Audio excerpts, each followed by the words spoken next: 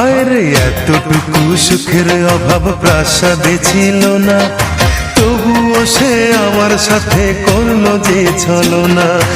একদিনে আমি মনের ভুলে গিয়েছিলাম দূরে, এসে দেখি প্রাসাদ আমার ছাই হয়েছে পুড়ে। জানি না সে কোন সে রাজার হয়েছে রাজরানী, বড় বেশি সুখে সে নাই এতটুকুই জানি। ভুল মানুষ ভালোবেসে জীবন আমার হলো শেষে ধুধু মরুভূমি।